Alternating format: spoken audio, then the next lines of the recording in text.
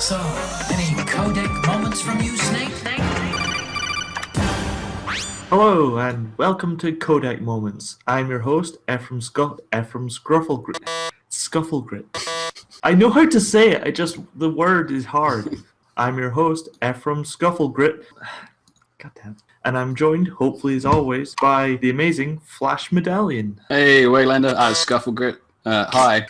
This week, we're going to be talking about FOBs because not much else is happening, and I'm super obsessed with FOBs. As Me too. Flash constantly going at it and arguing over. Well, we argue a lot, so it's hard to tell if it's mainly about FOBs. It is. It's a tempestuous relationship. But so what's your latest grind? What's your latest goal for FOB mode? My latest goal. I've only got 2 struts left to get on my 4th FOB. Yes, I'm a sucker, and I bought some other base coins and stuff in the past, and I put I don't really play MGO that much. I did enjoy it back in October, but I was never really.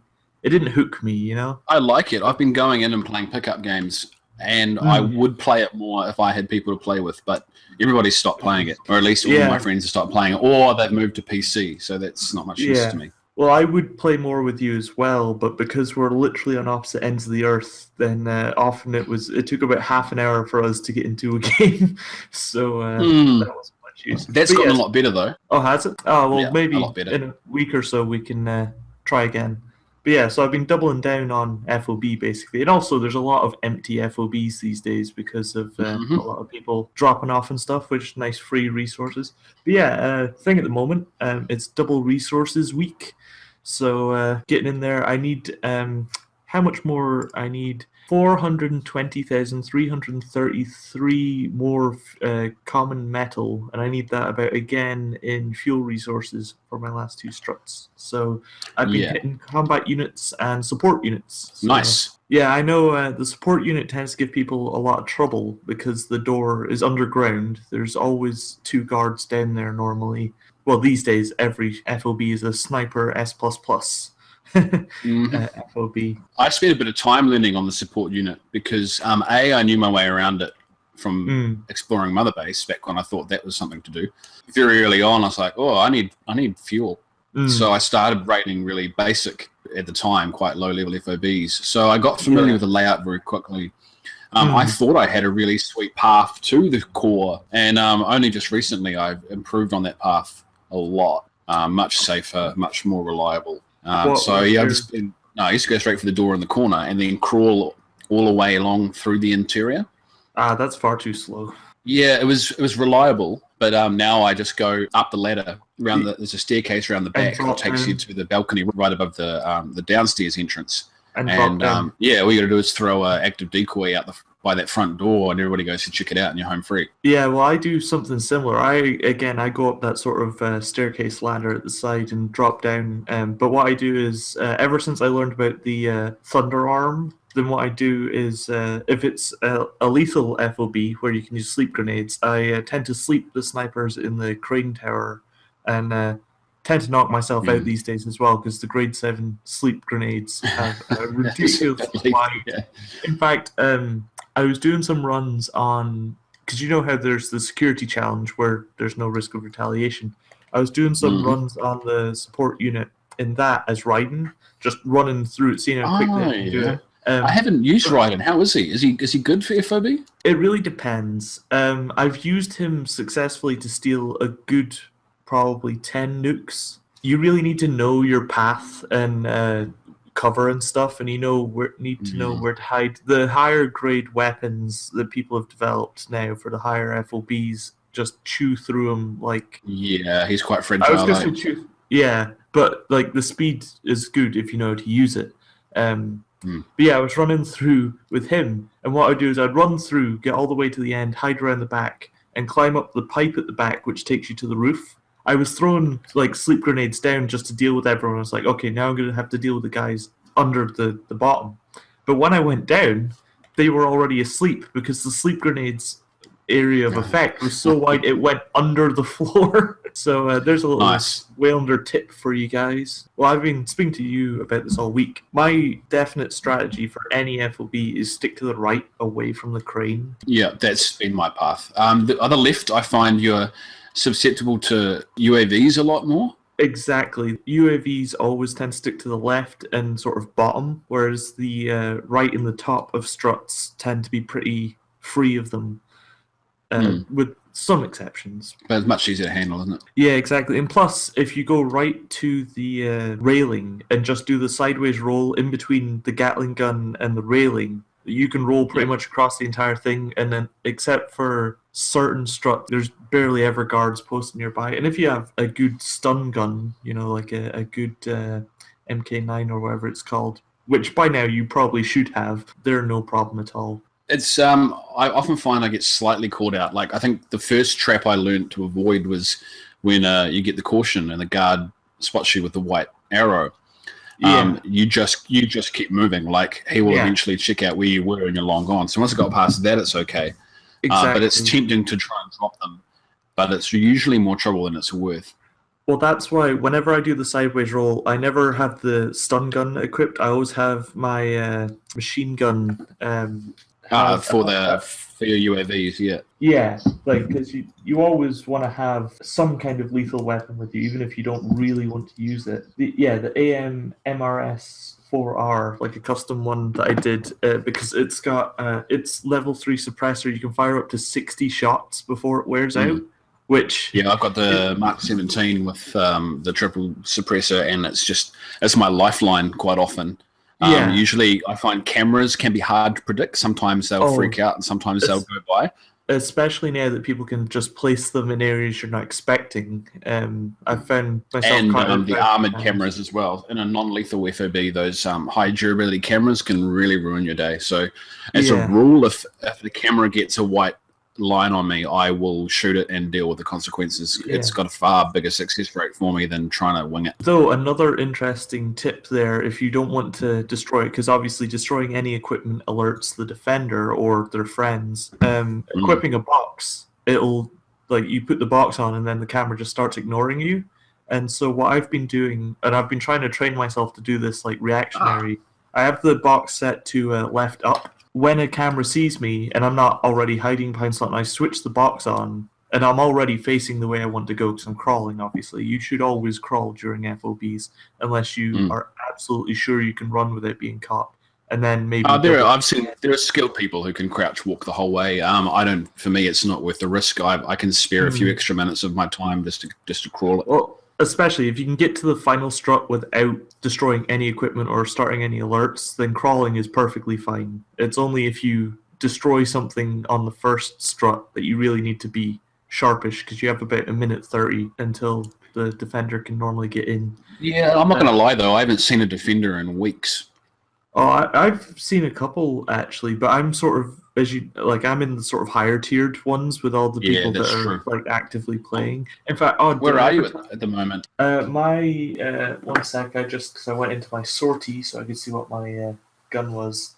I think my ESG at the moment is 865. Oh wow! Okay, I'm at 2375 from that highest 3 yellow badge. I just don't see defenders. Like even when I go security challenges, I think I've had one defender, and majority of my FOB raids are security challenges, and I just don't get defenders. I've never seen a defender during a security challenge, which is really annoying because I wanted a silver D-Wolf or D-Dog thing. But nope, never see them. I'm quite happy with just the plain blue one, though, to be honest. It goes better with the thing. I've seen a few people with like bronze or gold nameplates, and I think they look kind of tacky. A little bit. Although that said, they are a deterrent for me when I'm shopping around for an FOB to raid. Yeah. If I see a guy with a gold nameplate, I'm gonna go nah. Yeah, or you'll look at other ones first just to see if there's maybe a better target. Like it shows who's active and who's not, or at least who's really into it and who's not so much. That raises an interesting topic then. Do you do an appraisal? How do you appraise an FOB when you decide what you're gonna... I'm gonna open up my menu now, but yeah, well, that's what I'm doing as well, as a sort of So first of all, the first thing I do is I always go to indirect retaliations, because that Yep. way, if I'm doing an FOB, I might as well help one of my buddies out at the same time. I actually have Awata as one of my indirect retaliations. Uh-oh. You know the well, it's I know who that is. yeah, exactly. Number one on PS4. I He's see his actually name every day. Did I ever tell you he invaded me once? He's only invaded me wow. once, and it was on my R&D platform. And this was about a day after I'd come up with my new strat for R&D platforms, the one that you came up with on your own as well, where you climb up the pipe in the middle, and it's so much Mhm. faster. Especially if, like I said to you, if you destroy the power box just before you do it, they all point towards that, and you can get up absolutely easily. You only have to watch out for the drones. He invaded me. Yeah. And I, appeared at the door at the top of the R&D, and I was getting ready to snipe away, and then I was like, wait a minute, the person invading me is Otwa. So I ran over to the pipe, and there he was. And I've never been prouder of coming up with a technique, because I was like, the technique I came up with is being used by the best player, so it's clearly a good technique. Well, the player with the most free time. Well, yeah, technically, that is the best.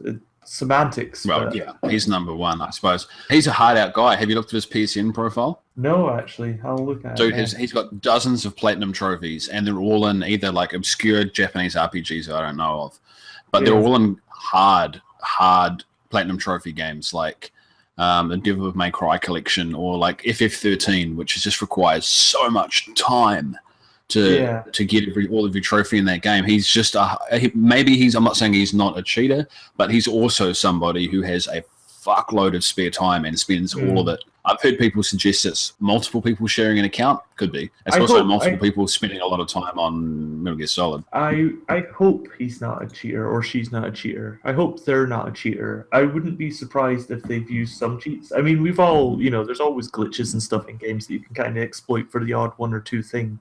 But I hope they're not just a systematic cheater. But the time they invaded me, they weren't using any cheats. So for me, that's enough proof that they're at least not using them. But I guess we finally found Kojima's account because he probably plays a lot of games, right? And he's going to be number one on his own game.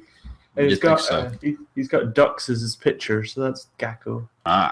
See, I'm looking at my list now. For my first tries, like if I'm picking someone who's to invade, I'll go for someone hopefully in the same PF rank as me. A very high rank PF with a low rank espionage rank. So that's a juicy target who is not very likely to come back and bite me in the ass. I never really thought that's my basic strategy. Yeah, that makes a lot of sense. My one is a bit different. What I do is I go on and I just click on them, and first I see how many struts they've got, and if they've got close to 28, I generally want between about 16 and 27. Like you want ones that are almost full because then you get S++ volunteers, but you don't want to you want to find the least challenging S++ one, so like a 3 strut one. If I do that, I click on it, and I also look at the level at the side to try and because some of them will have the maximum amount of struts, but the security level won't be as high as say their first one because they forgot to go and do the security. So yeah, that's good to look out for. But then the next thing I look for is whether they're lethal or non-lethal. Non-lethal is definitely a bit easier because you can hit them anywhere on the body with your stun gun, and it'll affect them. Whereas you've got battle armor to address with lethal. But there's nothing worse than failing in a non-lethal and getting neutralized a bunch of times and just watching your espionage rank plummet. I guess I don't really care that much about it though. It's not a big deal, but it's still depressing.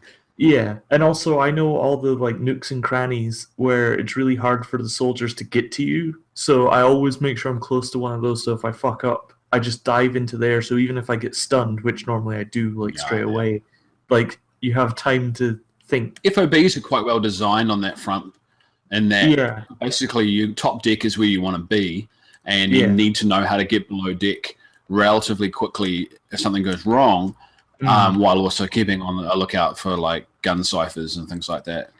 Yeah, definitely. In fact, the second I raise an alert, the first thing I do is take out as many ciphers as I can on as many struts from where I am. I mean, I've already blown it. I've already done the alarm. So I do that, then I go hide. And then that way, if I manage to wait out the alert, it's even less challenging because there's less ciphers. Or if the player was to come in, I've got one less thing to deal with. The main thing, though, these days, I look at like combat because that's where I want to go at the moment to get the common metal guaranteed reward. And then I look at the layout of it because there's certain layouts. Oh, in fact, I'm getting a training request. I wonder who that could be. Who could that possibly be? Does it actually say training, does it, when you get it comes up training request. Training, JR Waylander. Oh, it's Flash Medallion invading. Well, I'll have to take this scrub out live on here. I busted your camera so that would pop up right at the start. So I'm not expecting to get very far. No, but we'll see. I've been struggling miserably the last few times I tried to train on your base as well. Which one are you evading out of all 4 of my FOBs? I just picked the first one, I think. No, I picked the third one. Fair enough. It's been a while since I actually bothered to set up my mines and stuff, but I remember putting them in what I thought was the most... Definitely had a custom camera here. Yeah, I put them in a lot of assholey places, and then...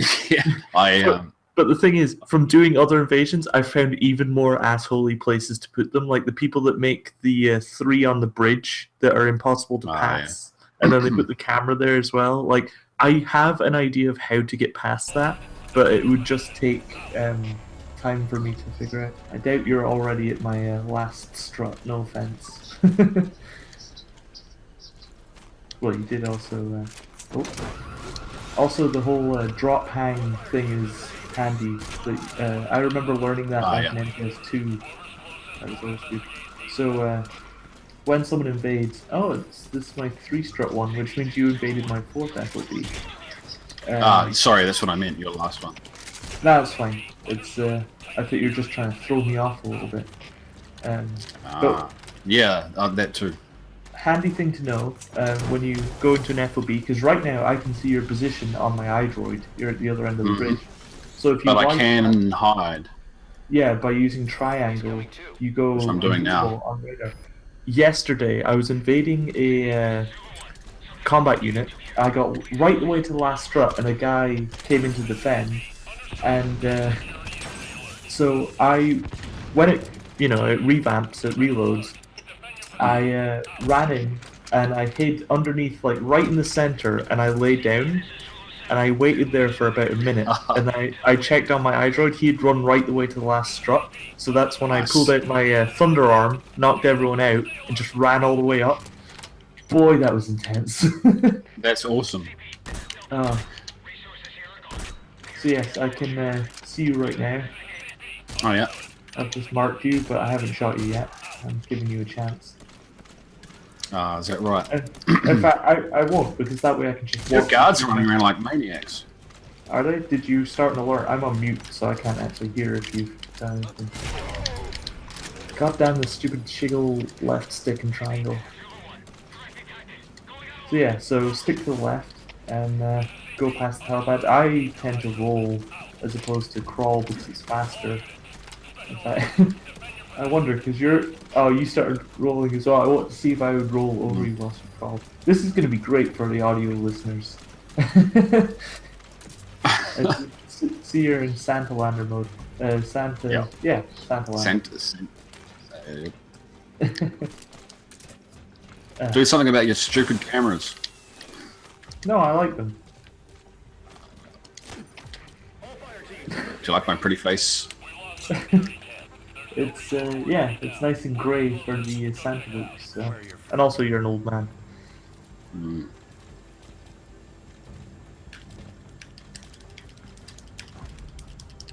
This is just distracting me way more than you might. Oh. Well, my soldier there just literally spawned in behind you for some reason. That was weird. Hey. My gun. Do I keep them? No. But I'm not letting you take my guns anyway. So this is going to be a great removed segment.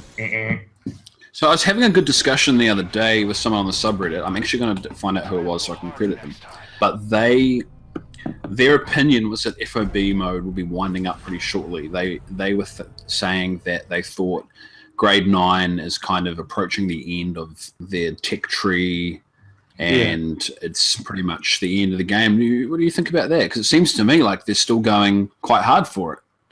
They had a thread recently asking for more feedback, and I don't think you do that just to yank people's chains and then end it. Yeah, I think this is something that, like, even if it's near the end, in air quotes, the end could still be like 6 months away. Like, the way they're doling out content, like piecemeal, just keeping you coming back week by week, just, the Skulls event, or, new tech, like the wormhole thing, which actually I haven't used yet. I should No, I've got it, but I haven't used it. I don't know why I'd use it. Like, from my safe old FOB invasion route, I have no need for it.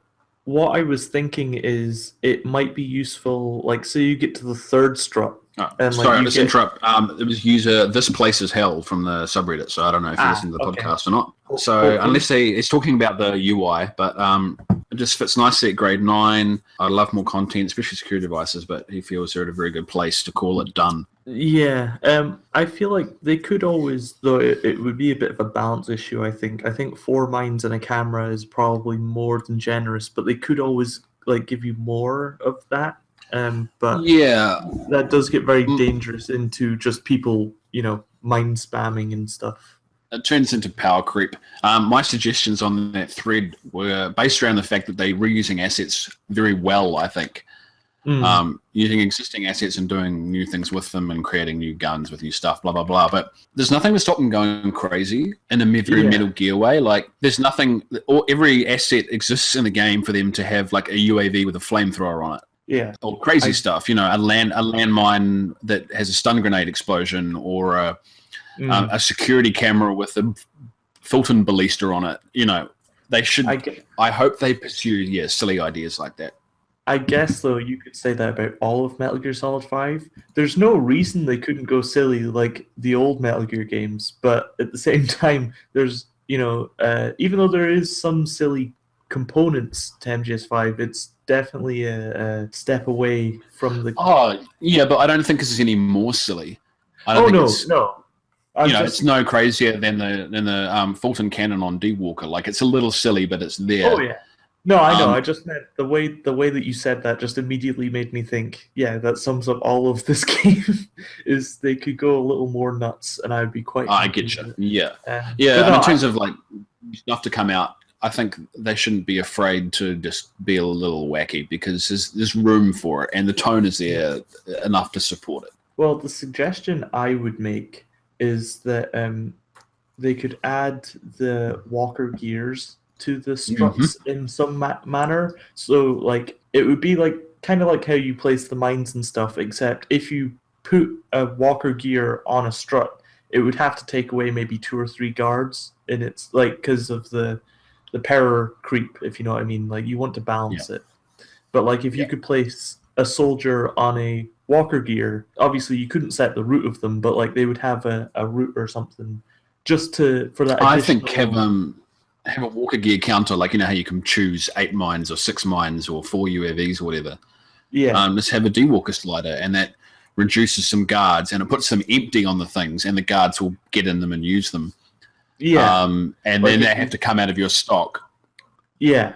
Like, use the stock in more interesting ways. They're already, putting the guns and stuff out there, which your guards can use. And I think when it's a non-lethal one, when they get in the Gatling gun, I think it fires non-lethal. Because I've been hit by a lot of non-lethal. Yeah, I need to actually test it, but that would mean failing. Now, but I'll tell you what, I will rejig one of my platforms, and you can come and invade it, and we'll find out what happens. Cool. If I manage to live long enough for them to start Gatling gunning me. Oh, no, we'll just shoot the camera out. I'll come join you, and then we can just tool around. FOB 3, I'm going to take... What's my smallest one? Nobody cares about Intel. I've been taking a break from disarming nukes. I'm currently at 62 disarmed because of waiting for my final struts to finish off on my... How do you get 63 nukes? Like, I've given up, because when I remember it was a while ago I was talking about with you, and I said, okay, I want to get in on this nuke thing. I want my name in those credits. So I spent a week on my own base, getting up to speed, and then went hunting nukes and got about 7 over the course of a couple of days, which I was happy with. And then after that, I cannot find a single platform with a nuke that isn't already blockaded or being invaded. I try every day. Every single time I'm on the game, I devote a little bit of time to refreshing the tab. Ain't nothing happening. It takes a lot of time. The main thing for getting into them, what you have to do is just sit on it and just constantly, click on it and click on it. What I do is I find a TV show that I haven't watched before, normally from the early 2000s or late 90s, and because they normally have like 9 seasons, so Yeah, you want to find something like that and have that running at the same time so that you're not completely bored. It's a good idea because I haven't sat there for that long. Like I'll do it for 10 minutes refreshing. Yeah, 10 minutes is not enough time, especially because the server takes 15 minutes to update. So, it takes 15 minutes to open the bloody menu. Exactly. But also, you have to remember, I'm unemployed, so I have time on my hands. But for getting to 62, the main thing was finding a good fast route and a good loadout. And then, again, I mixed it up when Raiden first became available, before people would start putting stuff to counteract him. Like, he was really good. Once I knew my route and how to get to a certain place without being attacked and stuff like that, it was all about getting to the final bridge within the time before the invader can get in. But it was just tenacity. I mean, you know me, I'm a stubborn bastard. I don't give up. So. Fair enough. Yeah, I haven't had a huge problem with getting the actual nukes once I'm there. Again, I'm going to say I haven't had a lot of defenders. And that includes nukes. I grabbed 3 from someone undefended, and it was a nice slow crawl all the way there as I was getting my feet wet. So I've had that a lot. One time I got one off a guy who had obviously just built it to get his trophy. So you're the asshole that took his nuke before he could get the other trophy. I don't know. It could have been back in that duplication problem. It was around that time, but he didn't know what was going on. So he spawned in, and I was just kind of like, oh well, I'll just treat this like an ordinary invasion. And I got one platform out and turned on my night vision goggles, and the nukes were sitting there. And he was trying to guard me, not realizing he could even filter his own nukes. Well, that's the thing. Back in the day, people didn't know you could do that. So, that was definitely an aid. Though most of my nuke hunting was after people knew that they could do it, and so it really was all about speed. Well, I discovered it by accident. Like, very early on, I defended somebody, like, this complete random, back before you could defend your friends. I was defending his base, and there was this weird object sitting by his helipad, and I looked at it, and I didn't know what the hell it was, so I filmed it thinking, hey, I wonder if I'll get it. But that angered the invader a lot. Yeah. And then, in hindsight, I kind of realized what was going on. As someone who invades a lot for nukes, there's nothing more annoying than running towards it and seeing the glow of the wormhole Fulton taking it away. Okay, so here you are. I'm over here.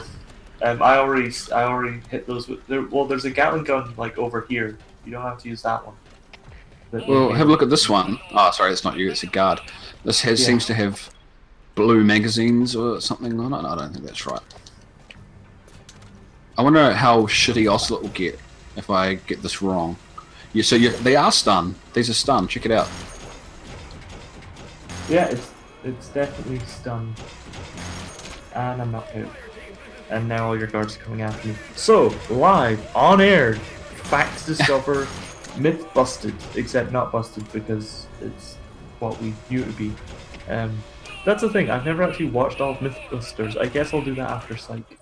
I'm currently going through all of Psych. Oh, they had a Twin Peaks episode. That was great. Also, anyone listening, watch Twin Peaks. Oh, yeah. Oh, the first couple of seasons, anyway. There is only 2 seasons of Twin Peaks. Of course. What was I thinking? But yeah, and of course the movie, which has David Bowie in it. It does. That was pretty decent, actually. Yeah, I like it. I just like all of it. Oh, it's so weird. Anyway, this isn't the Twin Peaks cast. That's next week. So... I'm going to put the video of that little test run alongside the podcast. So if anybody's listening, you can go back and watch it. Oh, cool. if you're really cool, you might be able to sync it up so that people who are listening can watch it live. Yeah, that's what I'll do. Like, the point is they're only just finding out about it now. So if you're listening now, then you're going to have to go back if you had this on in another tab. I suppose that's where I was going with that. What else about FOBs? This is turning into Flash and Waylander hang out and talk shit. So let's leave it on subject or something. What else about FOBs? My technique is really changed. Like, it's been a really interesting dynamic experience, I have to say. When I first started with FOBs, I started like everyone else, attacking people who only had one strut of base development unit and stealing all of their resources. As a good and honest person would do. I did that a lot.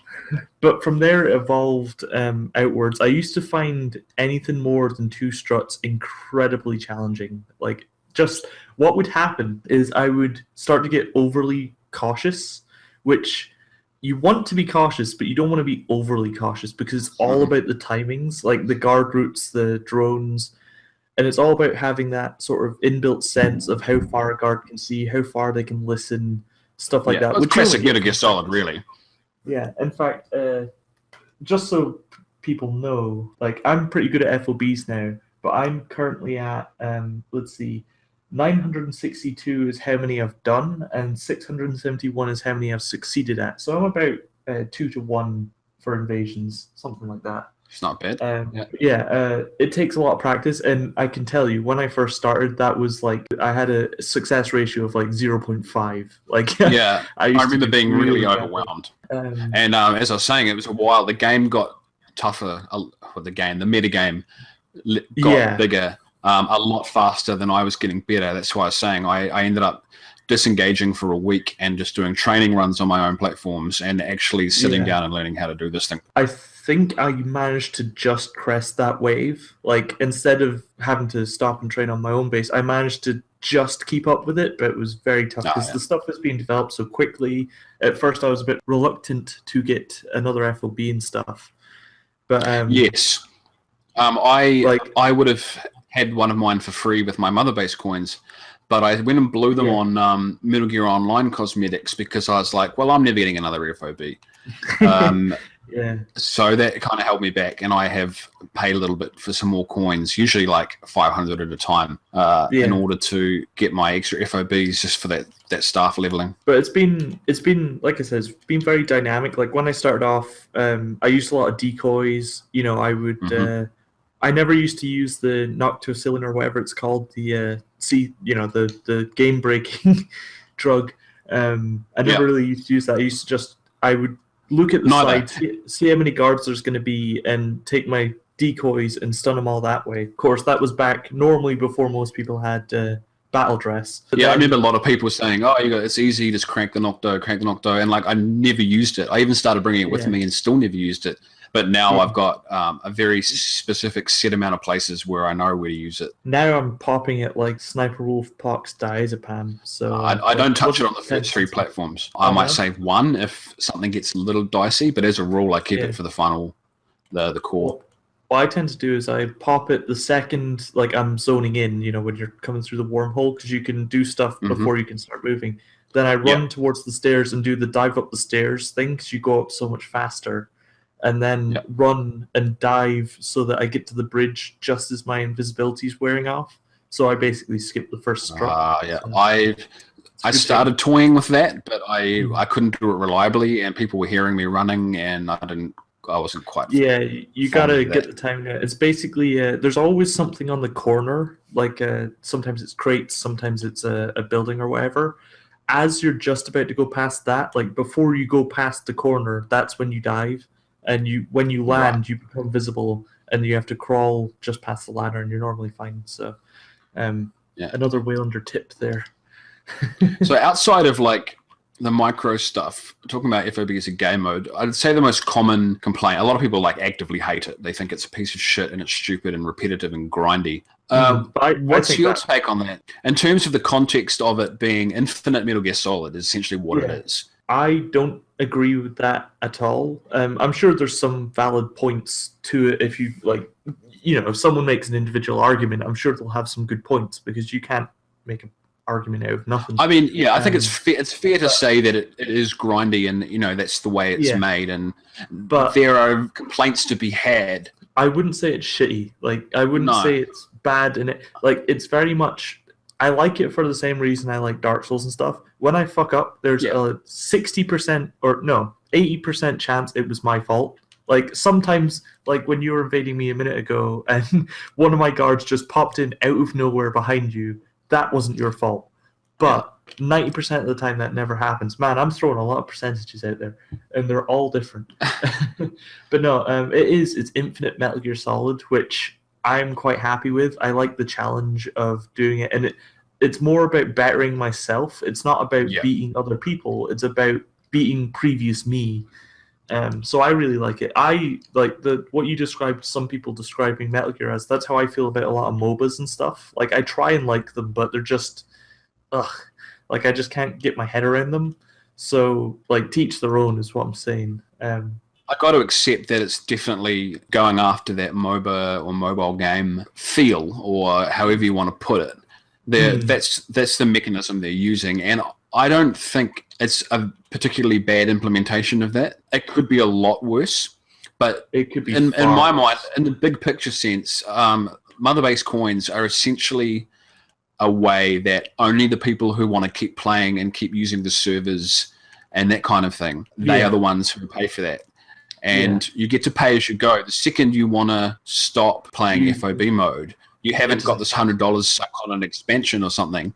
You've just stopped where you want to stop. Exactly. That sounds kind of like apologetics, and it kind of is, but I also think it's true. Yeah, it's definitely true, and it's definitely a little apologetic, but that doesn't mean it's not justified. I feel like it is, like, if you don't want to go more than 2 FOBs, you don't have to. Of course, then there is the pressure, though, of people with 4 FOBs having higher units, meaning they can develop the higher grade stuff, which would put you at disadvantage.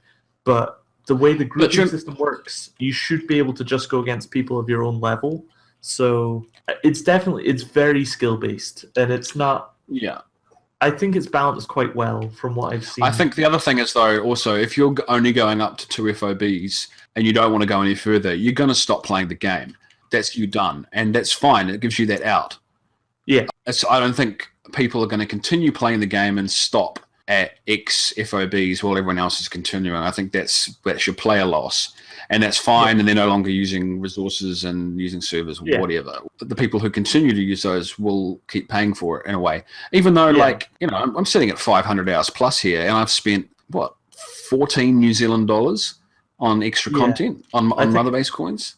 Yeah, I think I've spent about £14 on Mother Base coins, and that's reaching, actually. I think they reduced the price of them recently to, I think it used to be like $5.99 for 500, so I was like, I'm not touching that. But now it's like $3.99, which is more justified because $3.99 is smaller than 500.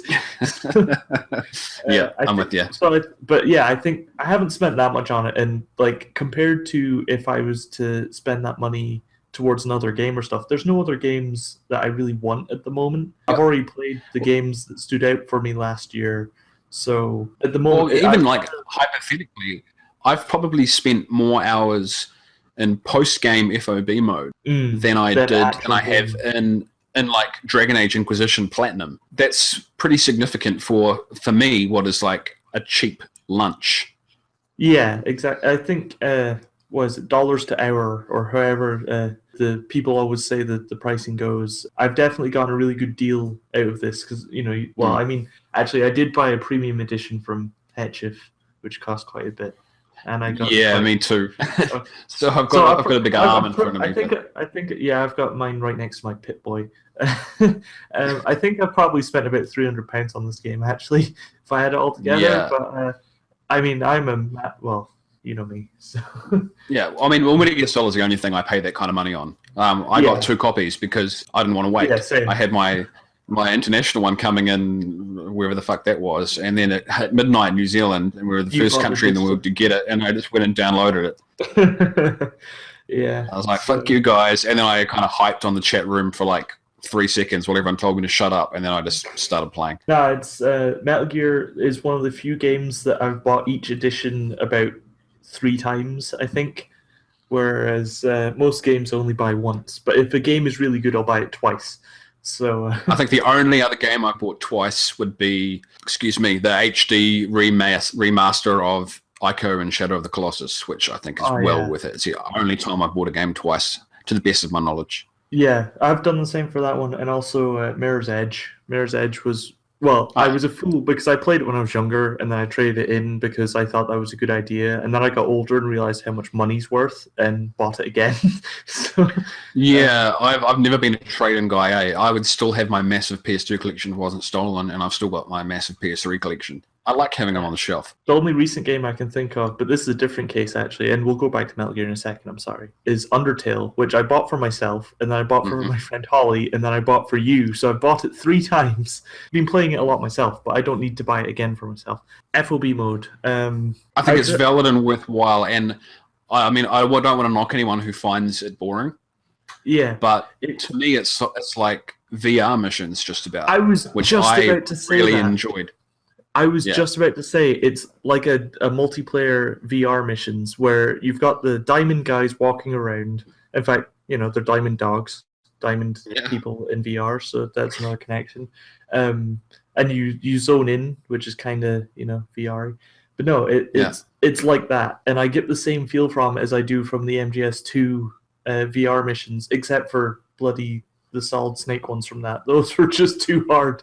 That's great. I mean, I get the same gameplay engagement. And I guess it's really interesting. I don't want to get wanky about this really, but Substance was a very ironically named game. It's all form with no context. Because the biggest complaint about Metal Gear Solid 2 is that it's all craziness and no gameplay. Yeah, and the gameplay's dumb and it's interrupted and all this context and shit's constantly happening.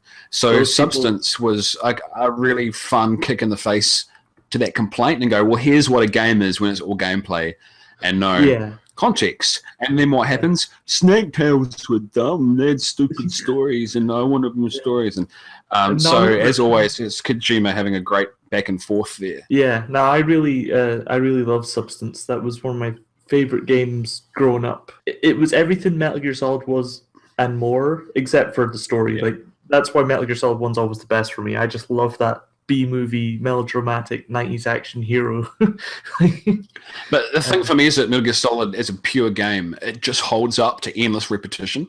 It does. That much fun. It's that well designed that you can just go in, or I can anyway. So my love of Metal Gear Solid 2 is my favorite game. It's kind of meaningless for me now to say it's the favorite because it became my favorite the more I played it. Yeah. And the more I played it, the more I began to love it, just simply because I've played it. I just so familiar and intimate with the mechanics and everything about it that it's kind of sits on a separate platform now, and it's really unfair to compare it to anything else because it's just so entwined. And I'm finding that same kind of engagement with FOB mode. Well, that's exactly it's scratching that same itch for me, where the thing about this game, like even after all the drama about people complaining about the story and stuff, and even there were some things I was a little mad about, I still played the game every single day because it's mechanically absolutely perfect. Like every time I press a button, Snake does the thing, like, and he does what I want, and I enjoy it so much because it's just. And every time you go from A to B, you're constantly being asked to make those strategic, tactical espionage decisions. Yeah. Constantly.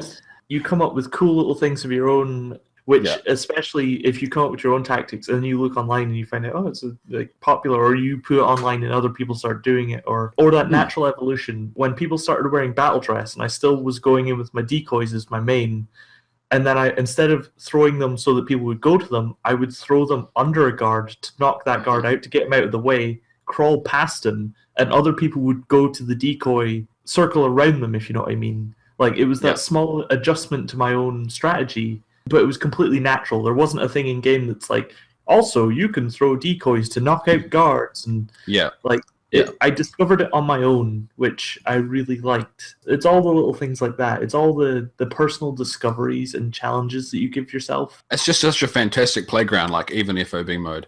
But at the same time, I will say, like, I'm definitely open to some variation. I think it's the the thing that FOB mode probably needs the most or would benefit from the most. Yeah. But I don't think it's an inherent problem with what it's trying to be or what it's setting out to achieve. No, it would be a bonus. Like, it's good how it is, but it'd be nice if you could change the layup of the struts a little bit. Like, not the... I'm not even talking about that so much. Like, think about event mode, right?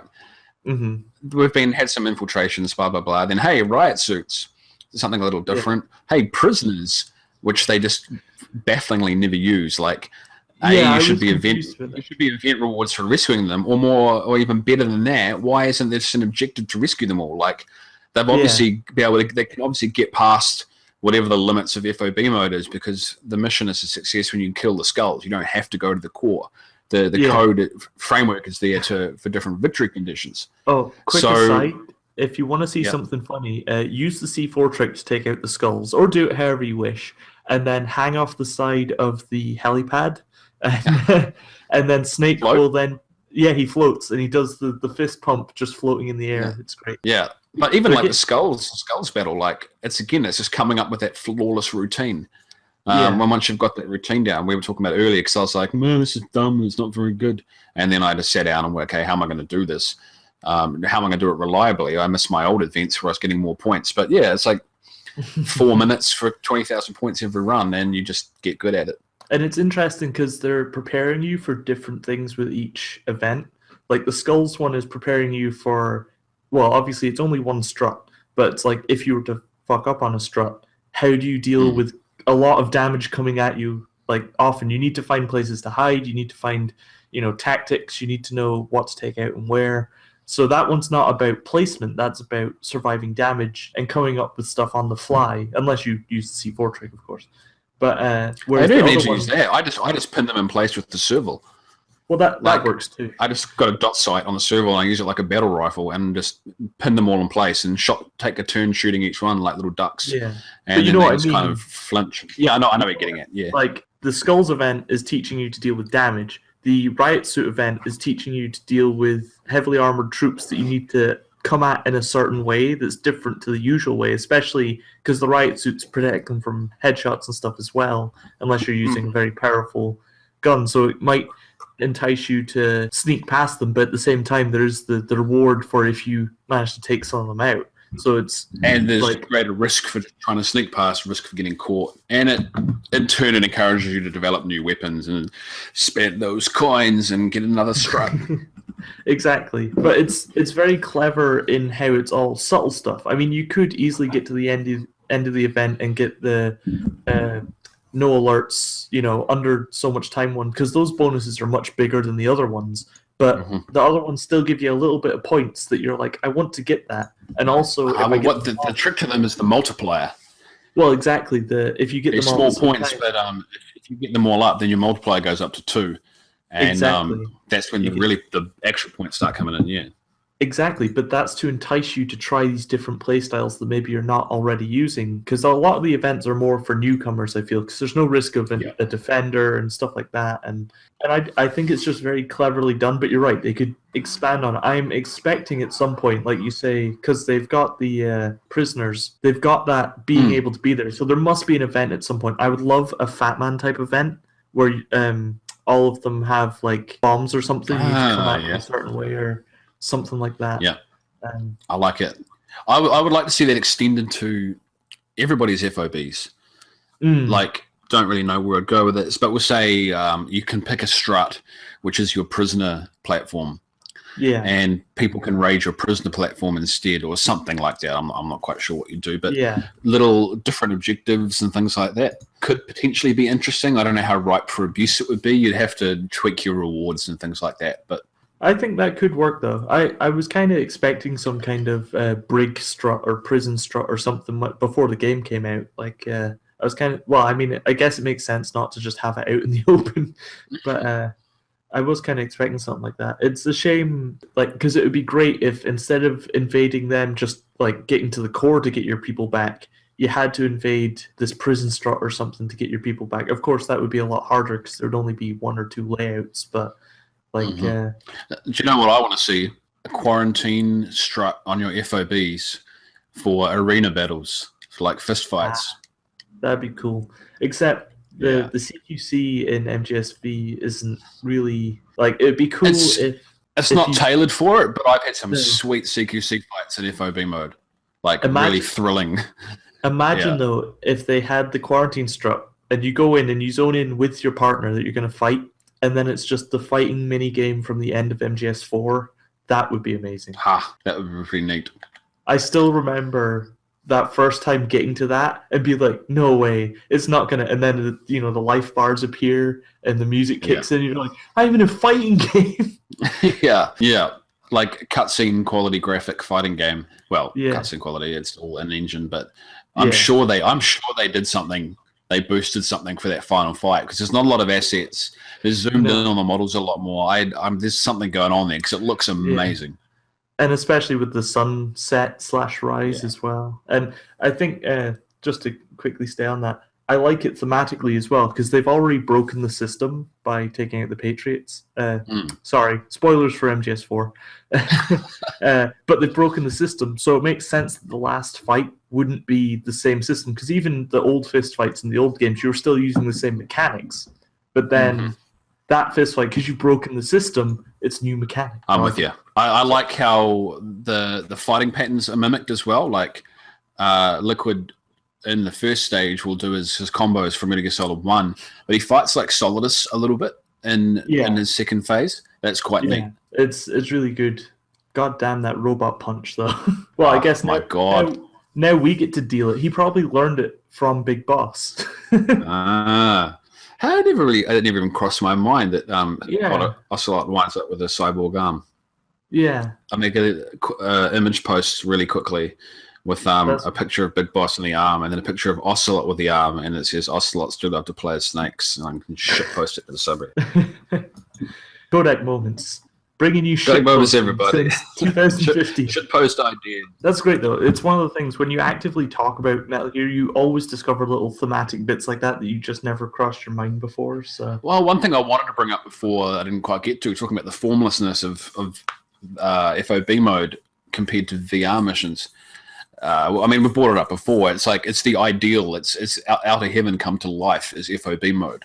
Yeah, like it's exactly what it is. It's endless battles that you do to keep up the race, and you just for no real reason. It doesn't matter who you're fighting or why or where you're going or anything like that. You're just fighting for resources for economy. But the other part of that is that only works if it's fun. It only works if you really enjoy the mechanical experience, and that's the whole Big Boss and Solid Snake thing. They're born to fight. They love it. It's all they know. Yeah, you enjoy all the killing. Exactly. Yeah. I mean, all of the stuff wouldn't work unless there was some really good gameplay keeping you in there. Exactly. And that's kind of how that works. It's appealing to you, and it's fun. War is fun.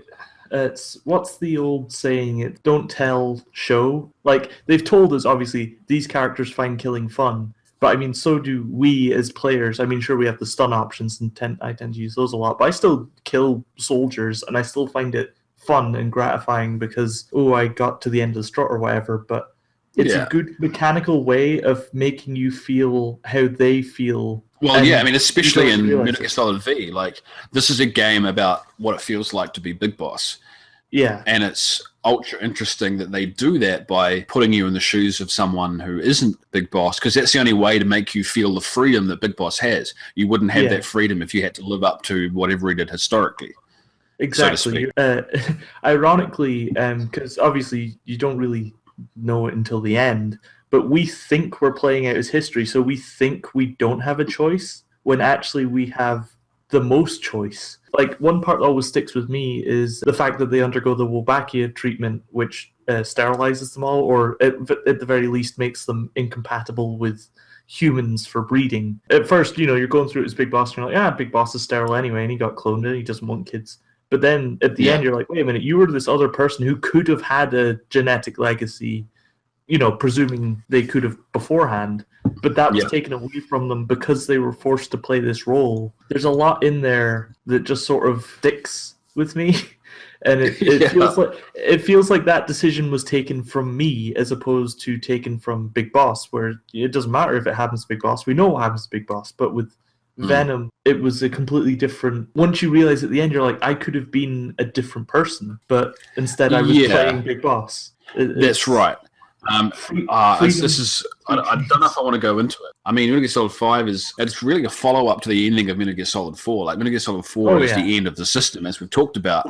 That's why Metal Gear Solid 5 starts with Nicola and Bart. Like it's literally the credits of MGS 4 lead into Ground Zero sort of idea. Yeah, it's Metal Gear Solid 5 is freedom from Metal Gear Solid. Yeah, it's about what happens when you're outside that system. What then motivates you to go to war? What excuses will you come up with? And we fall down on things like revenge and clinging to identity and things like that. But the whole game is just absent of the Metal Gear Solid 4 language, like the whole Metal Gear Solid language. The tropes, the callbacks, all the little things that make Metal Gear Solid are so absent because this is a game that's set outside like that form. Yeah, but still, and that's what the freedoms. Yeah. It completely captures the feel of it without, or not the feel of it, the message of it, like the freedom in battle and what we were just saying about them enjoying that. It captures that, but it's free of the other whack. It's hard to pin down, eh? Yeah, I know. It's just that language, that the tropes constantly, and the characters playing these roles and the callbacks and all that kind of stuff. That whole language that the series uses to talk about itself and to remind you of itself and to connect ideas together. That stuff's all kind of takes a back seat. Yeah, that's probably better than I could put it. Which is incredibly fascinating when you think about it. And at the same time, yes, you're free from the system, but it doesn't mean the system never existed. It doesn't mean you're free from its influence. Yeah. We're still shaped by, the ghost of Big Boss, who is this character that we're playing as. That still has a massive effect, and it kind of circumscribes what's going on. So even though, you're this character and you as the player are kind of removed from the system, you still got the echoes of it in the background informing your behavior and informing your identity, which is pretty blunt when we talk about the guy who is made into Big Boss. I really enjoy it. And then the whole game ends at the last possible moment when the system begins. If you're talking about release order, it's Metal Gear 1. We've got all this freedom and we can do what we like, and then it all crushes and converges at Operation N313, and then the bounds of canon come in, and we're kicked out of this character, and they just go off down their path towards history. I think one of the things I'm enjoying the most is the sort of stewing of ideas and the mulling over of what I've experienced with V, because you need time for stuff, and there's obviously I'm not sure how much longer I'll need to stew on it, but there's always stuff that you're discovering, and it always reminds me of that massive MGS2 essay that I absolutely love, and just reading that and going back and playing on Extreme and stuff, and really, or even watching Super Bunny Hops videos on it, there's always stuff that you can pick up later on, and there's always stuff to tease out, and perspective comes with time, eh? Yeah, and that's sure why I kind of love the reflective nature of the FOB missions too. It's Metal Gear Solid 5 is a pretty reflective game. They force you to sit through the helicopter ride there and back. It's a game about giving you time to think about what you're about to do and what you've done. And the FOB mode is kind of like that too. It's a cycle and it's a rhythm, but it's a bit of a flow state where you can step back a bit and play it, and also start thinking about other stuff. Yeah. So with all that said and done, when are they going to give us Chapter 3, Way?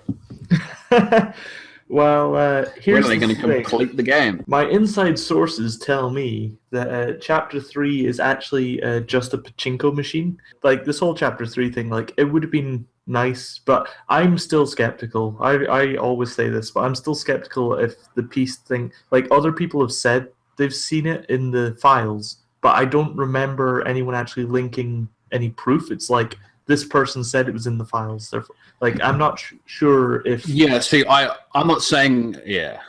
So if someone has proof, please post it in the comments, and I will... I'm not saying I don't believe that it's in there, but I do also think that 99% of the people who claim it's in there are people who have all seen the same image posted. For release, we saw tons of fake spoilers that are all no, this one's legit. Look, the font's right. Oh, look, this one's, he's smoking a cigar or whatever. And it's they were fake. There were some real ones, obviously, but I don't know. It's just my bullshit meter is going off whenever I see it. So yeah, I'm going to say I've heard other people talking about the card being updated and not changing while other cards did change with languages and stuff. So I'm not saying I don't think it's real. It certainly hasn't been verified for myself, but I'd say 99% of the people who go on about it also haven't verified it for themselves. Yeah, there's a lot of parroting going on.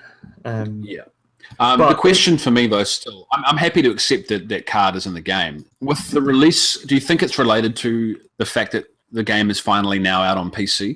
That's the only thing I can really come up with is why put it there to be found, since it's clearly not part of the game. Is it A, leftover? I don't believe it's leftover. B, is it untriggered? Will it just pop up after we see the disarmament cutscene? Or C, was it left there because that's the whole joke, is that peace isn't coming?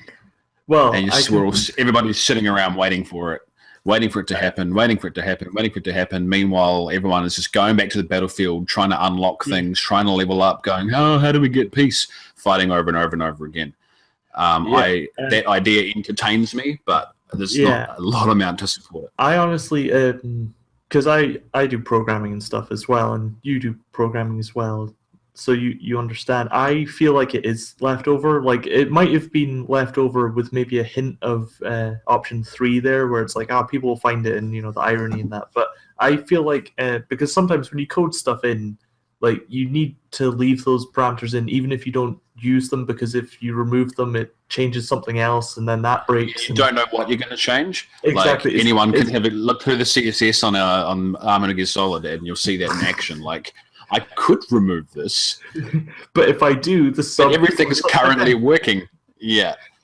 So I mean, that's why I'm rebuilding it from scratch. But we all remember the old hot coffee controversy from GTA. I know that's more of a game mode as opposed to just an image, but that was the code was in there, inaccessible, but they couldn't remove it because there was stuff in there that needed to be used elsewhere. So it was, it's kind of like having tangled headphones and being, I'll just cut this wire and then that'll untangle it. No, you end up breaking it. I personally go along that lines if it's in there, but I would, like, the naive, hopeful part of me hopes that it's an inclusion in there for people to see, but for us never to achieve as part of the message.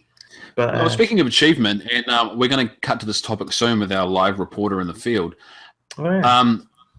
Let's talk about disarmament for a minute. A lot of people got hyped very early on when they started releasing nuke counts. And then a lot of people got shitty when they couldn't disarm nukes fast enough. And I think a lot of people had pretty misplaced expectations that, like, we were, air quotes, supposed to achieve it. Yeah. I mean, it's a hard ask, and I think it's very obvious it's going to be difficult, and it's not something that was meant to happen 6 months after the game came out. It's an option. They're not trying to create a pathway towards it. It's a condition that can technically be reached. Yeah. But can you coordinate a bunch of strangers across the face of the planet to do it? Well, that's up to you. Yeah, I have a bit of a different opinion to you. I feel like it would have been totally achievable, except for the fact that because it's the internet, there's always at least one asshole that will ruin something for everyone. So obviously I think it was factored in. Like, as soon as the nuke count started going out, then within 18 hours, because that's how long it takes to do a nuke at first, though it was about 24 hours, but like once the news had circulated, like, because the news came out about 2 days later, everyone picked up the news, and it was about a day after that the nuke count started going up instead of just down. So I feel like that might be actually. I think that's factored into it though. Like, that's part of the point. Well, yeah. Can you outmuscle the assholes who want to ruin everybody's day? Like, that's nuclear policy in a nutshell. Well, exactly. I mean, I think it will be achievable at some point, but I haven't really thought about it that much in the mechanics of it, I guess. I think it's a very far away. Like, I think disarmament will come when everybody's forgotten about it and nobody's playing the game anymore. And just per design, per Mr. Kojima's brilliant design, in like 4 years' time, there's going to be articles all over Kotaku saying, remember Metal Gear Solid 5? They just achieved disarmament. That's the scenario there. Is in years' time when everybody's forgotten about it. It's like, remember this old thing? It finally happened. Yeah. Did anyone else? That's how that's going to play out. Yeah, I think that's about right, because that's about the same as nuclear policy in the real world, isn't it? Where everyone's like, well, I'll get rid of my nuke if you get rid of 2 of yours, and then no one ever actually gets anywhere because no one actually wants to get rid of them. Even though I don't understand the logic of them. Like I think it's that the PF battle. Oh yeah, no, hanging on to nukes. I understand the logic in game. I mean in real life. I mean like the UK has nukes, right? We have nuclear submarines. We could get rid of those. In my opinion, we could get rid of those and spend that money in like laser defenses and stuff, like satellite defenses and Air Force and stuff. Because would you rather, so someone fires a nuke at your country, would you rather that nuke lands or has a better chance of landing because you put more money into your nukes and you retaliate, or would you rather put a lot of money into defending and stop it from hitting you? And also, the problem is that you're making the assumption that the nuclear game is like rational or logical. Oh yeah, it's not at all. But it's just that self-perpetuating bullshit. Especially because everyone's like, "Oh, it's mutually assured destruction. That way, no one will attack us." But like, if say France, even though France has nothing against the UK, France fired a nuke at the UK and it hit it, the international community is just going to destroy France. Like they don't need the UK to fire because America and Russia and Germany, like everyone's just going to roll in on France because they clearly. Yes, but there's your problem because then you say, well. Okay, well, the UK is going to disarm because everybody else has got nukes, so people can worry about them. And then what happens when the next guy, it's like mad in reverse.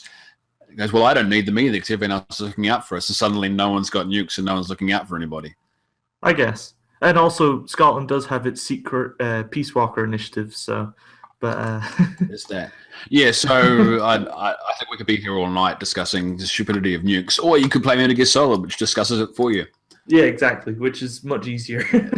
So I think the grand irony for me is that nuclear disarmament and peace will arrive once everybody's stopped fighting. Everybody's long abandoned their PFs and their private forces, and nobody's going around fighting anybody. And there'll be like 12 people left just kind of slinging around, and like some guy will pick up, some patient gamer, the people who like buy games for cheap 2 years after they come out will pick it up and like disarm one nuke, and suddenly he'll get this massive cutscene about like achieving nuclear peace or something like that. It'll be something along those lines. Thinking about it as well, peace might not actually be achievable because nuclear peace wasn't actually achieved until like just before Metal Gear 1, and then it was immediately like revoked. So in a sense, you're right. Nuclear peace won't happen until most people have left MGS V, because we need to leave V and go into MG1 chronologically for that to happen, if you know what I mean. Well, like, it happened beforehand, though, hadn't it? It was a setup. Like this nuclear peace has been achieved, and now this country has built a nuke. But that's the thing. It happens between games. It doesn't happen in V, and it doesn't happen in 1. I see. It happens. So it won't be until we leave the game that nuclear peace can happen to then unhappen for the rest of it. So. Well, there's also a scene for proliferation. Yeah, I feel like that's like, well, I mean, obviously in game, I feel like they've got that, the peace and the proliferation and that cutscene, because it is technically possible to achieve peace. Like, it is possible for all nukes to go away, but because, like you said, that's highly unlikely to ever happen except for like 4 years from now. Thematically, I feel like what I just said is maybe that's more what, or maybe I'm just making that up. That's the problem with looking at thematics and stuff. Sometimes you just make stuff up. Yeah, I'm curious as to why they put the cutscene in, though. I thought it might play, because disarmament didn't start until proliferation had been achieved. Like, it had to reach a certain level before the first trigger. So, but they've also spoken and said that it's possible to go back to proliferation after disarmament. So if you go back to that threshold, then disarmament starts again. So I assume that other cutscene there is there to mark the occasion. Oh yeah, no, that, like, watching it, that was clear to me that if you got to 0 nukes, got the peace cutscene, and then someone builds a nuke, that's when the that's when that happens. You think one person? I was thinking maybe a large amount of people. or yeah, like the server picks up like 10 or whatever, but it's because in the peace cutscene they say if anyone tries to build nukes, we'll be there to stop them. So that's why I say 1. But I mean, obviously it's probably going to be more than that. But yeah, that's why it's That's why it's that. God damn, I can't say that word, because it's like we got peace, and then oh no, people are building nukes again. We clearly didn't learn our lesson, and then people will get rid of that. And I don't think we'd get the peace cutscene a second time. No, I don't think so. But I think that's what that's for. It's basically it's a try catch. It's for catching it if it just so happens that we do achieve peace, even though it's meant to be incredibly hard and unlikely. Just in case we do, there is, the cutscene for it, as opposed to if we got to peace and then the game just shut down. Like I'm with you. Like when programming, you always want to have, even if you know you're never going to get to that bit of the if loop or the if else or whatever, you still put something in there just in case. So. Especially if you're writing in Crystal, but we won't talk about that. Yeah, which is pure hell. Right, I think that's probably us for time. We've been like having Flash and Waves fireside chat for quite a while now. But nice. Speaking of nuclear proliferation, our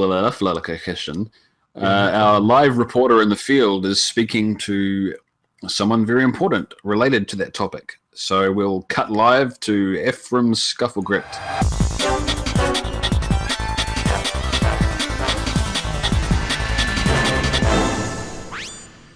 Thanks, Flash. This is Ephraim out here. I'm on site with Coolsey. How you doing today, Coolsey?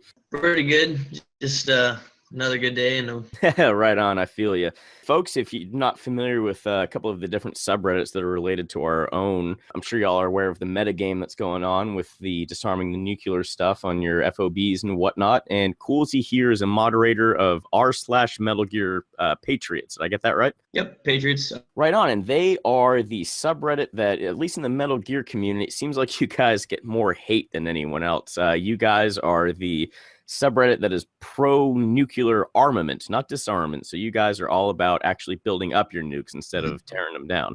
Yeah, that's right. The very first post on our page, if you actually look at it, basically says that we're the most hated subreddit in the world. Definitely. I think a lot of people are kind of wondering, like, why did you guys choose to go down this path instead of, like a lot of people are all for the nuclear disarmament. You guys are kind of going against the grain there and saying to build up your nukes. Why is that? So there's two different things. So there's why we started, and then there's why we're succeeding, I guess, and why we're growing. So we originally started back when D. Chaffins and Super Pegacorn kind of got the ideas. So Super Pegacorn obviously started, philanthropist, and was saying we need to disarm a certain amount of nukes in order to achieve whatever's going on with Metal Gear. And then D. Chaffins got the idea saying, well, you can't disarm nukes if there are no nukes to begin with, and there's really not that many nukes in the game. So he kind of ended up starting MetalGearPatriots to build nuke in order to be disarmed. That's kind of how it originally got started. But ever since then, it's evolved into something a whole lot more. And I would almost say that people who've been following MetalGearPatriots for a long time have seen that our philosophies have not necessarily changed, but evolved to where before, where we're just a product of helping something happen, now our philosophy is keeping the game alive as long as possible, and has evolved into something much more than just a cutscene. Yeah, I think that's it's actually really interesting to me because I love Metal Gear Solid 5. It did get a little bit of hate, which me and Flash have talked about at length before about the initial reaction to it and everything. But I loved it. Like, I didn't really love it at first, and it kind of grew on me. And then I went for the 100%. And right when I hit that 100%, I was like, all right, so like, what the hell do I do now? Like, there's not really anything left to do. And I think you bring up a really good point with keeping the game going, that really all that we have left is this meta game that's going on between the people that are building nukes and the people that are disarming them, and the kind of conflict that you guys have between you guys and r/Metal Gear Philanthropy is, you know, like that's what we have left. And I think you're right. Like you're actually making the game last a little bit longer. Yeah, without trying to sound as boastful as I'm going to sound, I firmly believe that Metal Gear Patriots have most influenced the subreddit communities out of all of them. In that case of being able to keep the game or keep the communities growing and moving forward.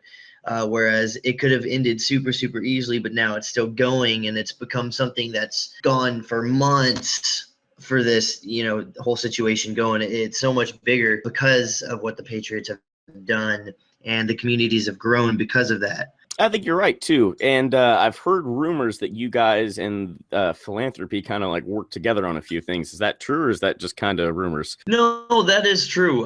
Every once in a while, we will kind of do things together. I remember back when there was I can't remember what it was called, but we got this idea to work with Philanthropy on doing the charity thing for Gamers for Charity. It's like you play a certain amount of hours at a time, and you get pledges and stuff like that. We had tried to do something along there. I didn't lead that, so I didn't see exactly how that finished. That was back when Chaffins was still here. But yeah, we've done a couple things like that, of course. We at the Patriots, we want growing communities. We want, because if philanthropy is not there, we're basically just a bunch of jerks. So we like philanthropy. We want to help them succeed because honestly, without the philanthropists, it's not fun being a Patriot. So yeah, definitely we work together with him. In fact, one of our mods, Skeleton Freak, he's also a mod of Philanthropy. No, yeah, right on. Like I think that's really what's at the heart, especially on Reddit with like the Metal Gear community. That's why I got so involved with r/MetalGearSolid, is that like I've been on countless subreddits, day in, day out. Like I'm sure many of us have, but like when I found the r/MetalGearSolid community, I kind of like there's like an actual community going on there. And I think both you and the philanthropists have done like a really good job about like building on those communities. I remember, when you guys were first getting going, when Philanthropy was first getting going, actually, there was a couple threads that popped up in our Metal Gear Solid, like asking people if, like there should be a coalition, and like immediately, like I saw a bunch of people just jumping at the bit to, like participate in this. And then of course, Patriots popped up almost immediately after that. And like, there's this fun little meta game going on between you guys. Like I don't really post in either one of your subreddits, but maybe once or twice, but I do lurk there a lot. Like I'm subscribed to both subreddits. Like just watching like the kind of like, and like even like the witty banter that goes back and forth, like when a Patriot kind of like pops up in the Philanthropy subreddit and talks some shit, like it's pretty funny. I like it a lot, like watching the interactions and stuff. Yeah, I've earned myself my own little flair over there in the Philanthropy subreddit. So awesome. So there's going to be someday, you would hope that would be like an end to the war, like the end to this metagame, like as much as we want it to go on. I think like it'll even come to a point, if like another year passes, even Konami will kind of like this is just a theory. This is just me saying stuff off the top of my head. I feel like they're gonna put their foot down at like some point and be like, okay, like we've like disabled being able to build nukes until you guys can like settle down and like finally unlock this thing. Do you think that the cutscene is all we're gonna get, or do you think there might be some more content after that? People don't like to give things away for free, and I don't think Konami's any success. Everybody hold their hands and say happy things to each other. It's all butterflies and rainbows, a virtual world, and achieve something that nobody else could achieve. So here's your free content to the game. I don't think that's going to happen. Konami's a business. I don't think there's any free content, that's secretly just waiting there. That if there was content, it would be because they want to make more money on it. I think you're right. I think that's something that a lot of people lose sight on too, is that Konami is like a business and stuff. Because like, granted, Konami, like, at least in my opinion, has made some pretty heavy missteps lately dealing with their business decisions and stuff, but I don't think they deserve all the hate that they actually get, like by any means, because at the end of the day, they still have to be loyal to their investors and their stockholders and so on and so forth. But I'm with you. I don't think there's going to be like an extra chapter or anything. I think all we're going to get is that cutscene. And I feel like the data miners that found that cutscene in the first place, they would have found something else if there was something else to be found too. Right. Yeah. I mean, it's almost ridiculous to think that they've got extra material just sitting on some hard drive somewhere, or, hidden in the server that's not in the original game that we've got to download, and they're just going to hand it out. These guys are charging money for squid heads. So I really don't see that happening.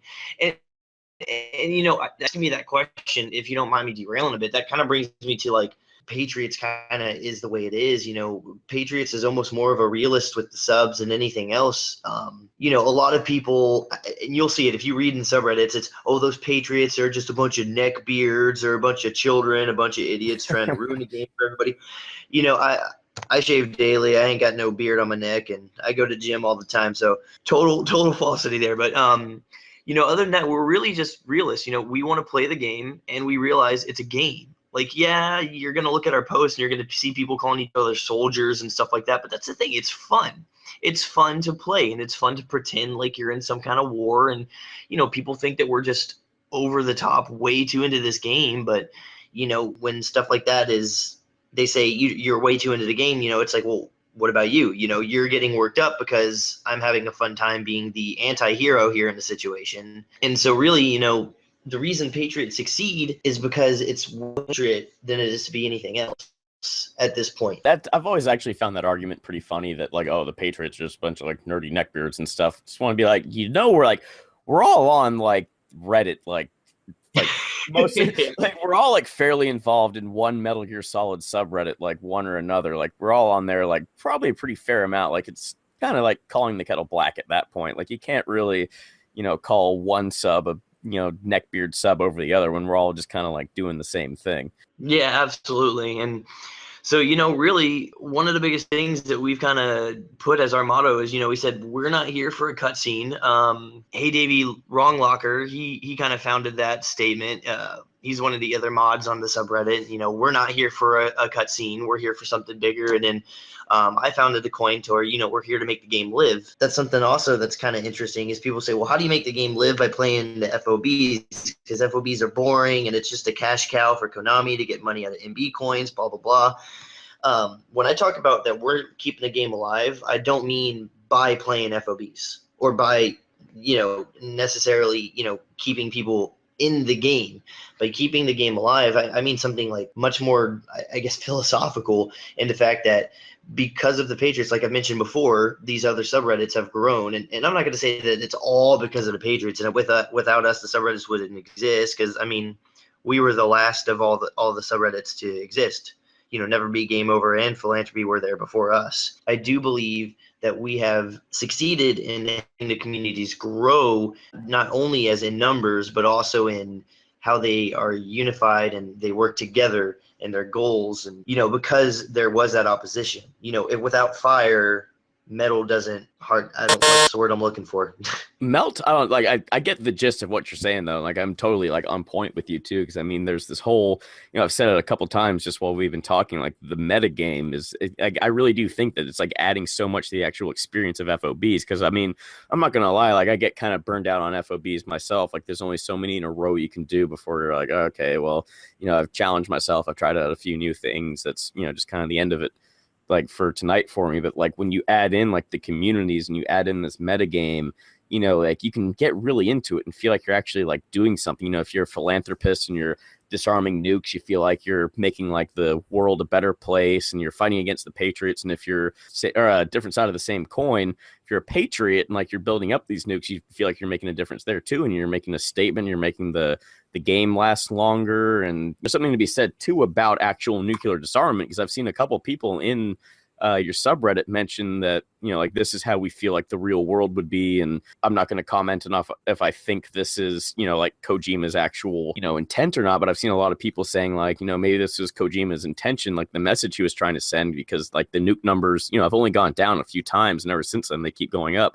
Maybe it was his message that, like this is the real world, like this is how it works in real life. Like you'll never actually disarm all nukes. It's like a sad reality that there's always going to be some nuclear power out there. And I could totally believe that because Kojima's always had a way of speaking to the player through his games. He's always had a way of doing a fake story, but really connecting to the real world through his game. So I could totally believe that. I definitely like either way. Like speaking of which, though, do you think we'll ever reach complete disarmament on any of the servers? I'm not sure. I've thought a lot about that. To see a conclusion, definitely. Eventually, I'd like to see something happen because everything's got to end at some point.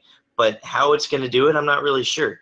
It could very well be the conclusion is servers shut down. There's still nukes. Konami just says whatever. We're moving on to our next game. because Metal Gear 2 or Online 2 just went down not that long ago, really. That could be it. We could get disarmament. It's hard to say what I believe is going to happen, because even now, here I am, moderator of the Patriots. I don't have a single nuke at the moment. I'm too busy to build nukes. It's hard work. I support my Patriots because they're doing the hard part of the game. Have you tried to stockpile nukes before? It's ridiculously hard, especially because if you look at the subreddits, we've got like 660 something active members, or not even active, but 660 something members. There's actually a joke recently because we hit 666, so we made a post about it saying, "Yeah, we're the demons." But you look at Philanthropy, and they've got thousands of members, and then Never Be Game Over has even more than that. So you're figuring we're a handful of people versus fighting the rest of the community. It's hard, to be a Patriot. So could it happen? Definitely. Do I see it happening? I'm not sure, because the Patriots that we do have are very, very committed to keeping those nukes. And but it just depends on whether or not they get burned out as well. Because like I said before, the only reason that the Patriots are doing so well is because it's more fun to be a Patriot, and I'm sure as soon as it stops being fun, the nukes are going to drop. I think you're right too there. I mean, my thinking is that Konami might just have to step in at some point. I think I mentioned this earlier, like they're just going to have to like disable like building nukes or something. Because I mean, you're right. Like the Patriots are way dedicated to your cause. I mean, like I can't because I mean I've been stockpiled nukes before. I think I've built 3, and like I got it day 1, September 1st with the collector's edition, and I think I've only built 3 in my time with it. But the first was to get the trophy, and then to get the next trophy, I did the disarmament. Like I disarmed it immediately, and I can't even remember the reason I built the next two. I think I was just bored, and I was like, fuck it, I'll build a nuke. And God, man, like I don't know, within like 2 minutes, I think like I was getting invaded. It's like as soon as I built that thing, there were people like all up on my base just ready to snatch that shit up. And like I didn't even like have a chance to like even like try to defend it, because like I fought off the first attacker, and then like I don't know if like the blockade didn't work or like what happened, but then like 10 minutes later I was getting another alert. Like it really is hard to like stockpile nukes, and at the same time it's just as hard to bring the counter down, because I mean like there's the blockades, which like if someone tries to take your nuke, you fight them off. Allegedly, like you can't be attacked for a while. There's the phantom nuke problem, where if you take it and you disarm it, and then like someone else comes and steals it, then they have a nuke after that. Like it seems like the way that the system's set up, like I don't know if we're ever actually going to reach like a complete zero on any of them. And then the next question is, what happens when we hit that zero? Is it just the person that hits that one? Like, do we, log on the next day after someone else does it, and like there's an alert where, like calls us back to Mother Base for like one of the cutscenes, like when you're going through the story, like when Quiet got had to go down and get Shabani's necklace, like he kind of called us back for that, or when Eli was doing all of his stuff, we got called back for that. Like I've seen the cutscene, as I'm sure pretty much everyone who's listening to this has seen the cutscene. I'm kind of more interested in to see how they pull it off more than actually seeing the cutscene that I've already seen on my PS4. Yeah, that is an interesting idea of how they would actually do it. Can't say that I put much thought into it myself, just because I've never personally been interested in it. But yeah, that is kind of interesting, is how they would even handle that situation.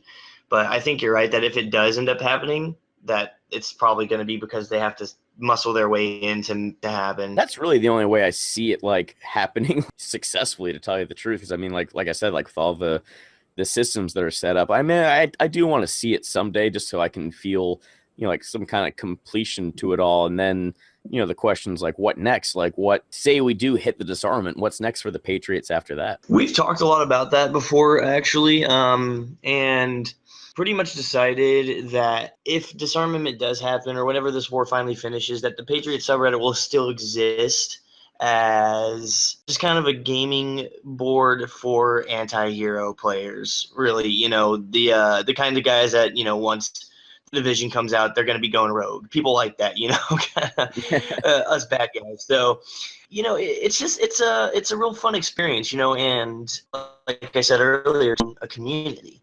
It's about building up the PFs, if you want to use the Metal Gear terms, and I think that we're succeeding in doing that. So whether disarmament happens or not, I think that we've succeeded in our goal, and I think that that's kind of the future of the Patriots is being more of an asylum, I guess, for gamers.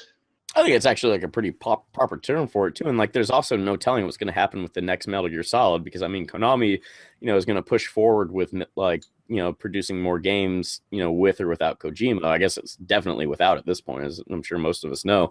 And my feeling on it is like just looking at what kind of company like they are, they want to save money on development, so they're probably going to reuse a lot of resources. And FOBs or something like it may be a part of that. Maybe not necessarily nuclear disarmament, but I mean, like there could certainly come a thing where there's another meta game in the next Metal Gear Solid where the Patriots and the philanthropists could be right back at it again with some kind of meta game. I mean, like the possibilities are endless. I wouldn't doubt that. In fact, I'd like to see that. Yeah, I've said it before. If there was more content, to come out, whether it's Metal Gear Solid 6 or just a follow up downloadable content or anything like that, I'd be totally excited to see it. It just as of right now, I don't believe any extra content does currently exist. But yeah, as far as the future goes, I'm definitely excited to see if there would be a comeback for the war between Patriots and philanthropy. I think it'd be almost something that'd be more fun than confliction, like it's supposed to be. I'm right there with you too, and I don't think there's any more content. Like, sorry, r/never be game over. I don't think that there's really any secrets to uncover or anything. No offense, guys, but like in the short and narrow of it all is like there's so much in this game as it is. Like, and there's been people data mining this thing since September 1st. I mean, I really feel like we would have found something by now. And you can say that there's all these clues and this and that. I think so much of that's taken out of context though. But I mean, I'm not really let down with I think it was $100 for the collector's edition. Like I don't feel like I've wasted my money at all. Like I've dumped so much money into this game. I've gotten a bunch of my friends into Metal Gear Solid. Now it's like fun now. Like a bunch of my coworkers, I work with a bunch of gamers, like fairly casual play. Like no one's really been into Metal Gear Solid, but we've been over at my house having beers and stuff, and they'll ask me about it. Now, like we're all on Metal Gear Online, like all like 5 of us, like buddies at my work and stuff. And I think that there's just like so much there already that I don't feel like there's even like a need for more content. If there was more story content, I feel like it would kind of take away from the whole, meta message of revenge and, like that feeling of emptiness and stuff that Kojima said that he wanted to be a part of the game. Like, I don't think that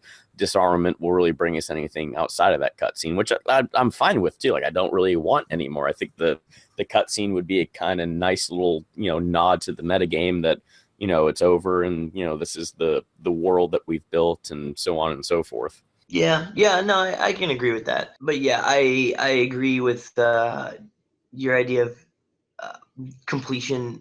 I guess, talking about the Metal Gear, the metagame and everything, and with the online, we talk about having conclusion. I know a lot of people at Never Be Game Over and a lot of philanthropists, and just a lot of players in general, want some sort of conclusion, some sort of closing to the situation. And I think that's, like you said, that's kind of the point that Kojima is trying to get at, that there is none. There's going to be some open spaces, and we're going to wonder, well, what happened to the Metal Gear? What happened to Eli? Why doesn't he have that Metal Gear, on Shadow Moses? And, why does so many things happen that don't get explained? I think that it's just going to stay that way, that there isn't any closure, which is, again, why these communities and these subreddits are so powerful, because there's no closure within the game, and so there needs to be some sort of community bond going on somewhere else. And I wouldn't call it closure, but I would definitely call it comfort. No, absolutely. And I think the communities on Reddit, between my subreddit, our Metal Gear Solid, you guys, the Patriots, the philanthropists, and even Never Be Game Over, like, I don't know if you've ventured outside of Reddit to check out some of the other Metal Gear communities, but they're some of the most toxic, awful, shitty places I've ever been on the internet. Like, I think we all kind of lucked out. That sounds like I'm, trying to toot Reddit's horn and saying like, oh, we're better than everyone else. But, like when I was, I don't know how many, like if you've ever seen this or if a lot of our listeners have seen it, I do a a weekly series on our Metal Gear Solid called Throwback Theory Thursday, where I go back and I post some old theories from like before each game came out. Right now, like I'll have a couple links for Phantom Pain theories, and but it started before Phantom Pain came out, and it was for other games before Reddit existed. So a lot of them are coming from like NeoGAF and the Game FAQs forums, and they're some of like the meanest like assholes that I've ever seen like on the internet. I think like like you mentioned the strength in the community subreddits. Like I think that's like kind of like the magic about like for the fandom, like at least where we are, it's like there's some really, really strong communities. Like I've made like lasting friendships off a couple of the subreddits. I mean, Flash, my co-host for this podcast, like obviously like like I'm pretty good with him, and like we're in a line chat with a couple of other like people on the subreddit. Like I know these people personally, like I know their names. Like I've really grown fond of like so many people I've just met through being Metal Gear fans. Yeah, and I think that's the best thing that our communities have succeeded at is by being a community, not just a message board or a circle jerk, I guess, but really a community at its heart. So that's what I'm most proud of. I was fortunate to be able to be part of the Patriots very close to the beginning. I think they had maybe 1 or 2 pages worth of posts when I'd first discovered who the Patriots were, and I just made a post and said, "This is who I am. I'm ready to be a Patriot. This is what I believe should happen." And I was just super involved with it. D. Chaffins asked me if I wanted to organize the Xbox side of the Xbox One side, at least, for Metal Gear Online, and I said, yeah, absolutely. And so I was doing that, making posts, and then finally he ended up having me be a mod, and one thing led to the other, and I ended up getting more and more responsibilities in Reddit. Now Chaffins isn't even here, so it's pretty much just me and Hey Davey Wronglocker, and of course Skeleton Freak just kind of running everything. So it's been kind of cool, just going from some dude who has played Metal Gear Solid ever since he was 10 years old when his uncle introduced it to him to, somebody who gets to actively build a community who all have something in common. That's like you said, the beauty of the subreddits. So I'm very, very pleased with how things have gone with Patriots and philanthropists. I can see my wife rolling her eyes right now, talking about the beauty and all that stuff. But, man, it's great. Yeah, lots of friendships have come from it. Right on. I think that's the magic of it. I think we're just about running out of time here. Is there anything else you wanted to touch on before we called it? Just that, I guess, the Patriots' heart, like I said before, just kind of to recap, the purpose of the Patriots is to have a community. Most Patriots do believe actually in nuclear deterrence. So it gets a little bit more at the core there. But at the same time, it's all about playing the game. We realize it's a video game, and we want to keep the community of it alive, the feeling that we have right now, and we just want to have fun. And that's what being a Patriot's all about. It's about being the anti-hero, having fun, playing the game the hard way, and just being a community. Right on. Yeah, I'm sure I'll be like, we'll see if either one of us gets some messages later on, like, oh, this is just Patriot PR at work trying to clear their evil name and blah, blah, blah, blah, blah. We'll see if that happens. But yeah. Everything you said is a lie. So, I mean, I'm only trying to paint us a better picture here. Right on, man. Hey, thanks for joining us. It was a blast having you on. It was a lot of fun. Yeah, thanks for having me. Yeah, absolutely. We'll see if we can't work something out in the future as well.